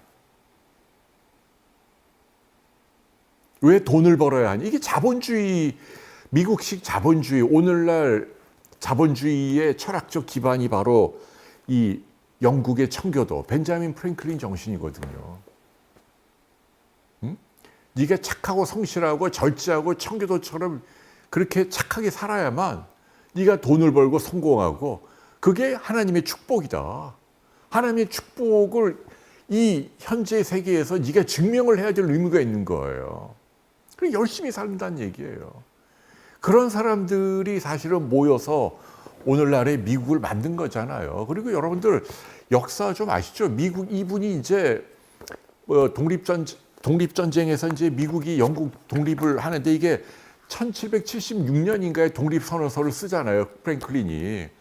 근데 프랑스 대혁명이 1789년에 미국 독립보다 더 후에 일어나는 거예요. 그래서 사실은 오늘날 민주주의가 왕의 목을 자른 뭐 프랑스 대혁명, 뭐 피해 혁명, 뭐 이것만 생각하는데, 사실은 제가 볼 때는 더 한 수위가 이 미국의 독립 선언입니다. 대단한 거예요. 그러면서 종교의 자유, 이 책에 보면은 이슬람이라 하더라도 학교에서 선교할 자유를 줘야 한다는 말이 나옵니다. 개신교 신자인데도 종교의 자유. 그러면서 이제 13개 주가 이렇게 자치를 하면서 민주적인 질서로 선거를 하고, 야, 이게 참 대단한 거 아닙니까? 근데 그 정신이 벤자민 프랭클린에 다 있다는 얘기예요. 그래서 저는 여러분께 이런 왜 착하게 살아야 하는가? 그게 현실 세계에서도 절대 손해가 아니다라는 게 프랭클린 정신이고, 그게 기독교 청교도 정신의 기본이고, 또 돈을 많이 벌고 부자가 되는 게 왜 중요한가? 거기에 나와 있는 거예요. 그래서 저는 젊은 사람들이 이런 마인드가 있으면 좋겠어요. 그리고 특히 프랭클린에서 제가 와닿는 건 이 모든 덕목 가운데 템퍼런스, 절제죠. 그게 1등이에요. 절제를 가장 먼저. 근데 이제 제가 지나고 나면은 이해가 돼요. 제가 인생에서 잘못하거나 실수하거나 후회되는 거 대부분 절제하지 못했기 때문에 생긴 일이에요. 절제가 정말 중요한 가치다라는 생각을 저는 하게 됩니다. 이 프랭클린은 되게 솔직하게 아들한테 쓴 건데도 여기 보면은 이제 자기 와이프를 어떻게 만났는지도 나온단 말입니다. 이 사람이 이제 그 보스턴에 있다 필라델피아로 떠나잖아요. 아빠 곁을 떠나서 혈혈단신 혼자 인쇄공으로 가서 이제 일을 하잖아요. 근데 워낙 뭐 처음에 월급쟁이고 도제지만 워낙 일을 열심히 하니까 이제 발탁이 돼서 계속 승진하고 나중에 이제 자기 회사를 만들고 막 부자가 되는 거예요. 근데 보면은 이 책에 군데군데 보면은 젊었을 때 이제 그 예쁜 여자들한테 막 유혹당해 갖고 좀 방탕한 얘기도 살짝 나와요. 그런데 여기 보면 또 어떤 대목이 나오냐면은 이제 좀 자신감이 직업적으로 생길 때 예쁘게 생긴 여자들이 이제 자기한테 다가오니까 막 우쭐해 갖고 다니는데 한 할머니가 어떤 품격 있는 어떤 할머니가 이 사람을 되게 좋게 본 거예요. 벤자민이 그렇게 착하니까, 성실하고 근면하니까 와서 타일러 줬다는 거야. 내가 사람 볼 줄 아는데 너가 좋아하는 저 여자는 아닌 것 같다. 너 저 여자를 멀리해라. 그랬더니 이제 이 사람이 처음에 반감을 가졌는데 왜 간섭하냐 그런데 나중에 가만 돌아가는 꼴 보니까 여자가 이상한 거야. 알고 봤더니 이 여자가 고급 매춘부예요. 그래 큰일 날 뻔했다. 그 할머니가 나한테 조언을 해줘서 정말 다행이다. 뭐 이런 대목이 나옵니다. 그러다 또 뭐 보면은 또 뭐 런던에 또 이제 뭘 또 인쇄소를 마련하려고 런던에 갔다가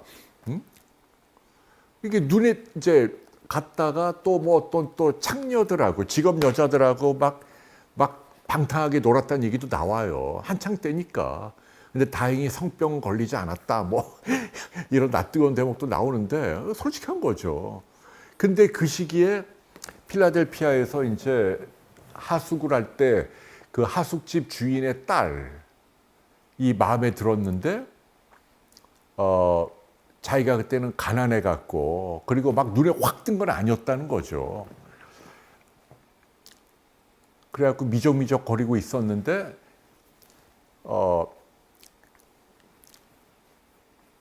그 당시에 그 장모 될 사람이 반대했다는 거 아니에요. 쟤는 가난한 인쇄공이고 곧 런던으로 가니까 간둬라. 결혼을 반대하고 이 사람은 이제 런던으로 가서 이제 거기서 인쇄 기술을 막 연마하고 돈 모으고 뭐 그리고 이제 딱 와 보니까 이 여자는 자기가 이제 옛날에 좀 마음이 있었던 하숙하던 그 여자는 글쎄 딴 남자랑 결혼을 한 거야 이미. 그런데 다시 만나면서 알고 보니까 이혼을 했고 그리고 전 남편은 죽었다는 거예요. 그리고 얘기 들어보니까 엄마가 반대해서 뭐 어쩔 수 없이 결혼을 했는데 그 전 남편을 진짜 좋아한 건 아니었고 그래서 성도 안 따랐고 그리고 전 남편이랑 결혼하자마자 바로 이혼했는데 이유는 이 남자가 도자기 만드는 사람이었는데 알고 봤더니 전 부인이 또 있었다. 유부남이었다는 거예요. 아무튼 복잡한 얘기인데 결론은 뭐냐면 그 하숙집 여자가 마음에 든 거지 이 남자가. 그런데 이 여자에게 약간의 좀 슬픈 과거가 있었는데도 불구하고 이 남자가 마음에 들어 결혼을 한 거야. 그런데 그 선택이 아주 옳았다는 거야. 이 평생 해로했어요, 이 여자하고. 그러면서 애 낳고 자기 아내가 이제 자기 하는 모든 일을 뭐 회계부터 해갖고 쫙 관리해서 자기가 아주 축복받은 부부로 살았다. 뭐 이런 뭐 대목이 나옵니다. 배우자가 중요하다는 얘기입니다. 아무튼 여러분, 배우자가 중요한 거예요. 대표님 어? 우리 집사람이? 우리 집사람이 왜 들어왔지? 아까부터 들어왔다. 아까부터 언제 들어왔어요? 나 못 봤는데. 아니 그러니까 이제 이 책을 보면 그래갖고 이제 그 배우자가 중요. 아, 참 말이 헛나오네. 그래서 이 사람이 보면 여기에 보면 이제 절대로 자기는 독단적인 표현을 쓰지 않고 사람과 대화하는 방법 항상 은유적으로 부드럽게 겸손하게 뭐 말을 하고 뭐 온갖 얘기들이 있어요. 이제 사실은 뭐 이 뒷부분 이렇게 재미있는 얘기는 아니야. 근데 중요한 건 다른 처세술 책들은 막말로 이러면 성공한다고 부르짖었던 그 많은 사람들 가운데 하다못해 조그만 가게라도 성공한 사람들이 있었나요? 없어요. 다 입만 번지르했지. 그동안 수십 년 동안 베스트셀러 처세술 작가 가운데 부자가 된 사람이 있나요? 네버. 제가는 없어요. 다 입만 번지르르. 이 사람은 아니란 말이에요. 이런 걸 읽어야 돼요. 근데 읽으면서 제가 느낀 건 뭐냐면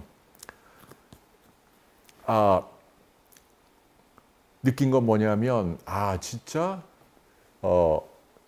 착하게 살아야 하는구나. 그리고 이 사람 얘기는 여기 덕목 가운데 뭐가 있냐면 카스틸리티인가 하는 덕목이 있어요. 이게 뭐냐면 영어로 순결이에요. 그러니까 뭐냐면 이 사람 되게 재밌어. 이 어린 나이에 이분은 참 그 말에 공감하는 게 뭐냐면 이 사람이 뭐라 그랬냐면요. 성적인 방종을 하면 안 된다. 이런 대목이 있어요. 그리고 자기는 그걸 지켰다는 거예요. 뭐 젊었을 때는 좀 그랬지만 여기 보면은 12번째 그 후손 때문이 아니라면 성관계를 최소화하라 이렇게 했어요. 아무튼 요새는 이런 얘기는 씨알도 안 먹히지만 그리고 이 사람은 뭐 먹는 것에 대해서 뭐 맛있는 거 이런 거 탐닉하지 않았고 검소하게 아무튼 그래서 여러분 이제 제 얘기는 뭐냐면요. 여기 보면 이제 디테일이 막 나와요. 그 다음에 어딜 가고 누굴 만나고. 근데 중요한 건 이렇게 사니까 이 사람이 근면성실하게 인쇄공으로 쭉 일만 하고 신용을 지키고 착하게 살고 이러니까 도와주는 사람들이 막 생기는 거예요. 내가 너한테 돈 빌려줄게. 이 사업 좀 해줘. 후원자들이 막 생기는 거예요. 그러면서 이 사람이 발전하는 거예요. 그리고 이 사람의 그 성공 가운데 또 하나 제가 인상적인 건 첫 대목이 나오는데 이 사람이 12살 때 읽었던 책이 존 버니언의 철로 역정이라는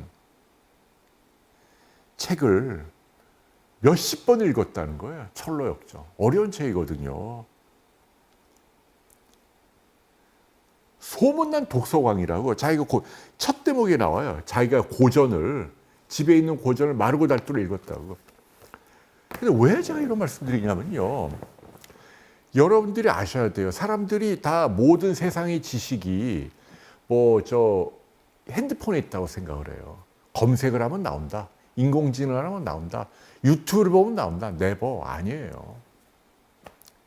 이거 정말이에요. 무슨 얘기냐면 여러분 놀랍게도 오늘날 인류가 만든 지식의 절반 이상은 여전히 책에 있습니다. 책에 있는 내용이 디지털로 아직 안 옮겨진 게 굉장히 많아요. 정말이에요. 그러니까 아직도 그렇게 문학을 얘기하는 게 아니라 실용적인 지식도 그렇다. 그렇기 때문에 책은 여전히 중요한 가치를 지니고 있고, 근데 지금 저 혼자만 얘기하나요, 지금? 네. 네. 왜 집사람은 또 왜 혼자서 이렇게. 그러니까 제 얘기는 뭐냐면, 이 벤자민 프랭클린이 12살에 초등학교 나온 무학의 소년 인쇄공인데도 출세하고 성공하고 세계적인 위인으로 자라서 미국 100달러 지폐의 주인공이 될 수 있었던, 그죠? 독립선언문을 작성한 미국 건국의 아버지가 될 수 있었던 이유는 독서의 힘이다. 책을 많이 읽어야 된다. 이거는 정말 아무리 강조해도 지나침이 없는 그런 부분인 것 같습니다. 그래서 저는 여러분들께 당부드려요. 만일 이제 그 청소년들이 있다고 한다면 이 벤자민 프랭클린의 책을 읽도록 해주십시오. 그리고 이 친구처럼 좋은 덕목 몇 가지를 매일 체크하는 습관을 지닌다면 아마 5년이나 10년 후에 큰 성공을 할 수 있을 것이다 라는 말씀을 여러분께 들려드리고, 지금은 비록 가난하고 어려워도 이렇게 착하게 살면 자기 편이 생긴다. 물론 사기당할 수도 있지만 착하게 살면 자기 편이 생기고, 그리고 도제로 들어가서 훌륭한 지식을 배울 수 있게 된다. 그러면 그 사람의 사업을 물려받을 수 있고, 그러면 이 사람도 이제 부를 창출할 수 있다라는 이야기를 제가 해드리고 싶은 거예요. 네, 여러분 죄송합니다. 오늘 또 아니 출판사는 여러 개 있어요. 쳐보면 벤자민 프랭클린이 번역된 거 되게 많아요. 이거 워낙 고전이니까 그렇잖아요. 그래갖고 아까도 말씀드렸지만 미국의 정신을 가장 잘 구현한 인물이다. 저는 미국은 정말 본받을 만한 나라라고 생각해요. 지금은 많이 좀 타락하고 뭐 그랬지만 여전히 훌륭한 나라고, 특히 건국 당시에 그 개척 시대 미국인들이 보여준 그 뭐 민주주의랄까, 뭐 파이오니아, 퓨리탄, 뭐 이런 그 청교도적인 삶, 이런 것들은요, 또 가족을 중시한 삶, 이런 것들은 정말 정말 훌륭합니다. 정말 아직도 변하지 않은 가치라고 생각을 합니다. 네, 나티코님이 벤자민과의 공통점이 배우자를 잘 만났고 착하고, 예, 아이고 뭐 아직 멀었어요. 예, 더 잘해야죠, 더. 우리 네, 뮤리엘리엄 오늘 책 소개 괜찮다고요? 아니 근데 책이 재밌는 책은 아니지만 이거는 리얼한 자기 고백이잖아요. 어디 처세술을 따른 책처럼 뭐 입만 번들어간 게 아니기 때문에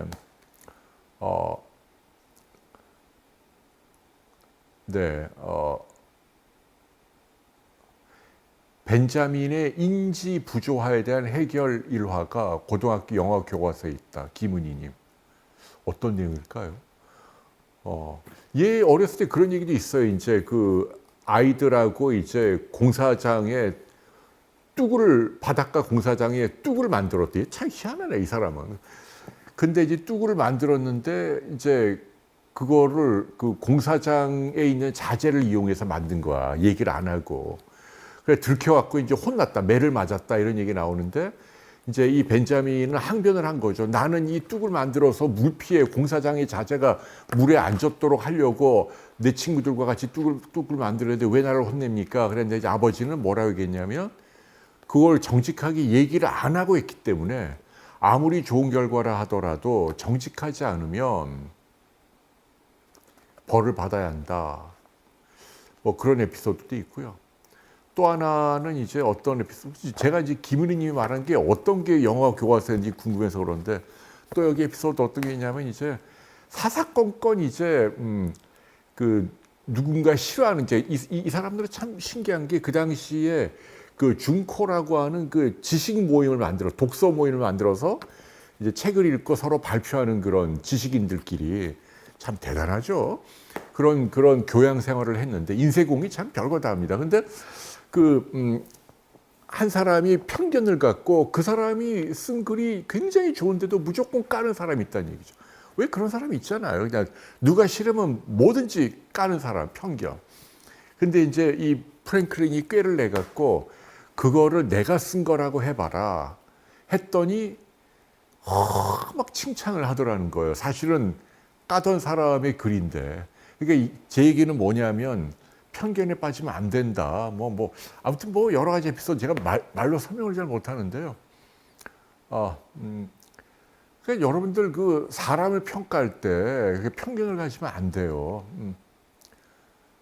네, 이게 지금 네, 윤희님 비욘디를 맞는 게 위인이라고요? 예, 아이 뭐 위인까지야. 네.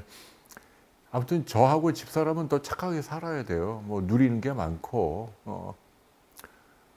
그리고 이 시간이 이제 하나의 증언입니다. 그리고 얼굴 이렇게 리얼타임으로 이렇게 맛보고 뭐 웃으면서 얘기하는데 제가 막 거짓말을 하거나 나쁘게 살면 안 되잖아요.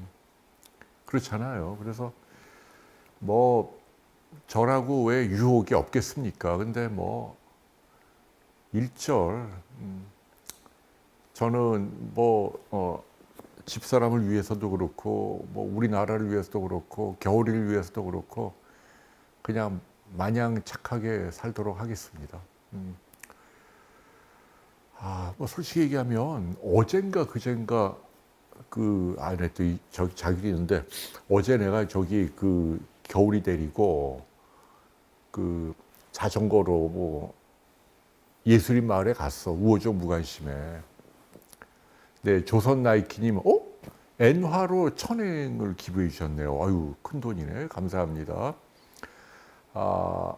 당뇨가 줄었다고. 네, 축하합니다. 당화혈색소겠죠? 네, 축하합니다. 뭐 5.7이면 아주 훌륭한데요. 네. 근데 가서 이렇게 겨울이하고 커피를 마시는데, 야, 진짜 어떤 그 여성 세 분이 커피를 마시는데 그 중에 한 분이 엄청 미인이더라고요. 아무튼. 요 근래 제주도에서 처음 본 미인이긴 하셨어. 그러나 중요한 건 뭐냐? 그럼에도 불구하고 나의 마음은 미동조차 흔들리지 아니하고 겨울이 다 뭐 주스 다 먹이고 그 다음에 그 산책 딱 1시간 하고 자전거 타고 왔다는 거 아닙니까? 뭐 그렇다는 겁니다. 네. 네, 여러분. 아무튼 근데 그 얘기도 이 프랭클린 책에 그런 게 있어요. 그러니까 성적으로 절제를 해야 한다. 이게 그 당시에도 아무튼 중요한 덕목이고 뭐 지금도 마찬가지죠, 뭐. 그래서 네, 조선 나이키님은 왜 자꾸 지금 이렇게 많이 나오시는 거죠? 기부 때문에 그렇구나. 네, 감사합니다. 네, 그렇다는 거죠, 뭐. 네, 결말 반전은 없습니다. 근데 오늘 갈까 하다가 가면은 이거는 좀 아닌 것 같아서 오늘은 안 갔어. 오늘은 바닷가로 쭉 산책하고 자전거 타고 그랬다는 겁니다. 네. 보이는 게 아니고 그냥 졌을 때 보인 거예요. 제가 이렇게 딱 본 게 아니고. 예. 맞습니다. 네. 그래서 여러분 아무튼 여러분께 당부드리고 싶은 건 이제 다 지금 뭐 꿀꿀한 시대인 것 같아요. 저희는 이제 그 사업을 하니까 매일 매출이 찍히잖아요. 이렇게 매일 매출이 찍히고 저한테도 보고가 돼요. 근데 확실히 좀 경기 탓을 많이 봐요. 매출이 좀 상황이 뭐 예전 같지 않고 어쩔 수 없죠. 그래도 뭐 이렇게 경영이 되는 게 어디예요. 너무나 다행이고 아무튼 직원들도 너무 착하고 성실하고 그래서 저는 고맙고 그래서 뭐 여러분들이 이제 제가 제주도에서 뭐 논다고 생각하지만 노는 건 아니에요. 비욘디도 계속 제가 뭐 영상을 뭘 만드십시오. 뭐 계속 제가 지시를 하고 중요한 의사결정은 제가 하고 있고요. 여기서도 뭐 이제 또 뭐 중요한 분들 제주 오시면 제가 접대를 법인을 대표해서 하고 있고요. 왜냐하면 여러분들은 어떻게 생각할지 모르겠습니다만은 예를 들면 나이가 한 7, 80대신 그 분들이 오잖아요. 그분들하고 방송은 하지만 그러나 이제 같이 다니면서 밥 먹고 골프하고 이게 재미가 별로 없어요. 일입니다, 일. 진짜로. 그리고 저는 골프를 별로 좋아하지도 않아요. 스코어가 제가 100돌이거든요, 지금. 예를 들자면 사람들이 자꾸 저보고 먹고 논다고 오해를 하실까봐 제가 얘기를 하는 거예요, 아무튼. 그래서 그리고 하나만 더 알려드리면 다음 주 수요일 날 집사람이 내려오고요. 목요일 날 제주도에서 여러분이 뭐 이 얘기는 해도 되지? 또 KBS TV에 나옵니다. 그 같이 갑시다. 같이 삽시다라고 왜 박원숙 씨하고 혜은이 씨 나오잖아요. 그분들하고 모시고 여기서 밥도 먹고 노래도 부르고 그 다음에 또 함덕에도 가고 같이 차 타고 뭐 그런 거 합니다. 그래서 여러분들 많이 기대해 주십시오. 아이고, 그래서 지금 물가도 높고 경기도 안 좋고 뭐 많이 더 어렵습니다만은 그럼에도 불구하고 어떤 경제학자가 그런 얘기는 했어요. 한국이 쉽게 망하진 않을 거다. 워낙 국민성이 성실하고 악착같고 뭐 열심히 하니까. 그리고 우리나라처럼 이렇게 뭐 제조업을 다양하게 국제적인 경쟁력을 갖고 있는 조그만 나라에서 이런 나라가 없대요. 그래서 지금 삼성이 좀 힘들고 뭐 주가도 엉망이긴 합니다만은 우리가 다시 열심히 하면 기회가 올 거라고 생각을 합니다. 네, 카네기의 저세술이 아니라 벤자민 프랭클린 이야기를 좀 했습니다. 예, 오늘 여러분과 또 웃고 떠드는 사이에 12시가 다 되어 갑니다. 유무현님 또, 네, 반갑습니다. 배롱나무님도 반갑고, 몽구맘님, 영웅님, 네, 모두 반갑습니다. 네, 서울찔레꼬님 반갑고요. 그래요. 이제 마무리해야지 뭐. 근데 오늘 좀 방송을 좀 후회하고 있습니다. 끝에 뭐 그런 얘기는 하지 말 걸 그랬네. 참 하여튼 제가 네.